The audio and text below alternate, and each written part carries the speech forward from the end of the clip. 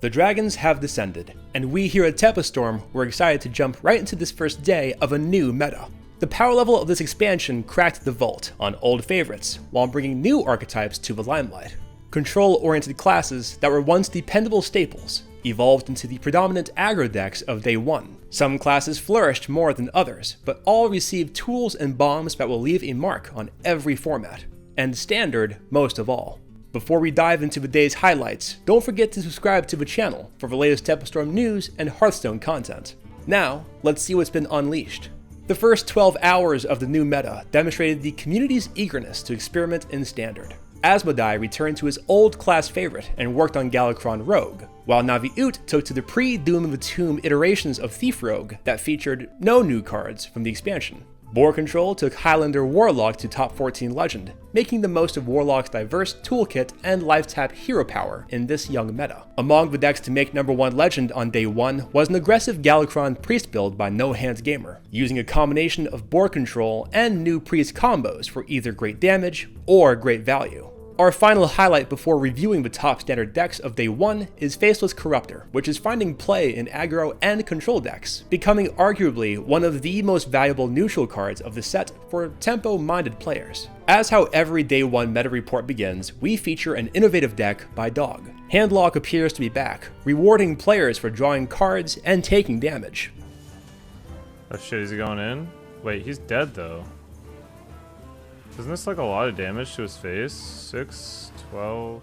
Dragon synergies reward players with access to great damage potential, and can afford to run tools best equipped to handle aggressive and dragon decks. We've seen later iterations feature Chef Nomi that takes advantage of Handlock's powerful drawing strategy, but the deck lacks the same explosiveness as other, more prominently featured archetypes. RDU's own take on Handlock emphasized the dragon package to a greater degree, replacing more traditional Handlock staples with dragons that doubled as removal. This dragon package was complemented by Frizz Kindleroost, which many saw as the Kelisef of Descent of Dragons, though it did not do as much on day 1 as other decks. The flexibility and range of tools available to this archetype will mean that we'll see this deck evolve over the course of this next week. Shaman's reign of oppression over the meta has been long forgotten, leaving room for a whole new Shaman reign of oppression. The meta's too young at this point to determine by how much, but it's proven to be one of the most effective decks in climbing against a field of unrefined decks. BoarControl's top 100 Legend take on this archetype features an overload package,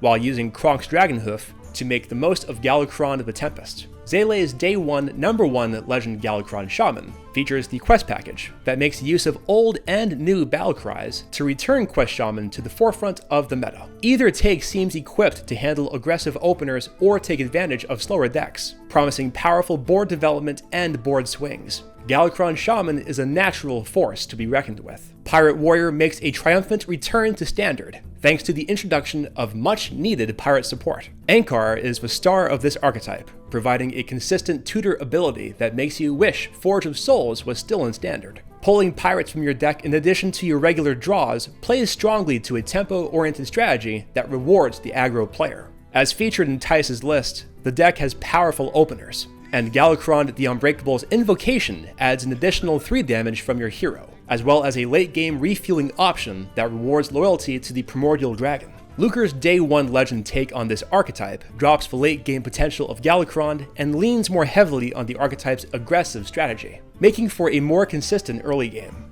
In summary, we can expect Pirate Warrior to make a lasting impression on the Standard ladder, in the shape of Anchors and Leroy Jenkins. Highlander decks were also establishing themselves in the new meta, with Hunter and Mage having the widest range of tools to complement this singleton strategy. Thijs eventually switched from Pirate Warrior to Highlander Mage to secure Legend. The deck features a prominent dragon package that also makes use of Frizz Kindleroost to make access to Malygos' Aspect of Magic, Kalecgos, and both Alexstrasza's accessible. The archetype is also one of the few to include its side quest, with Learn Draconic making the most of Ray of Frost and Arcane Breath to cast 8 spells and summon a 6/6 dragon in no time. Any player looking to build any take on a Highlander archetype should be making the most of both Zephrys the Great and Dragon Queen Alexstrasza, but the Mage toolkit remains as versatile as ever, and at least in these formative days of the Standard meta, Highlander Mage is powerful. Rogue also makes a strong appearance in Day 1, though it wasn't until later in the day that players like Dog were building lists.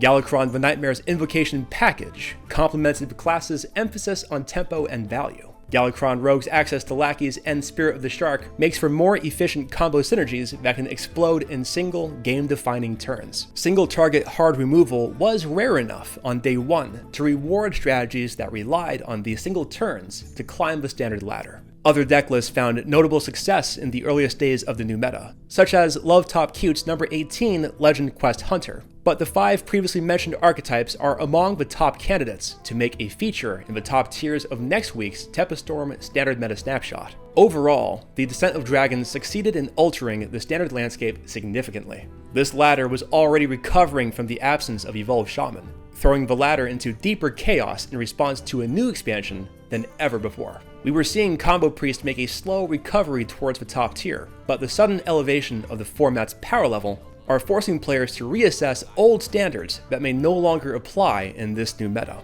A lot can happen to any of these decks over the course of the next days, but for now, the Dragons have wreaked true havoc on the standard landscape. We look forward to bringing you the latest legendary deck lists and meta snapshots, as well as updates to the Wild and Arena formats in response to the Descent of Dragons. For now, thank you for watching our Day 1 meta report.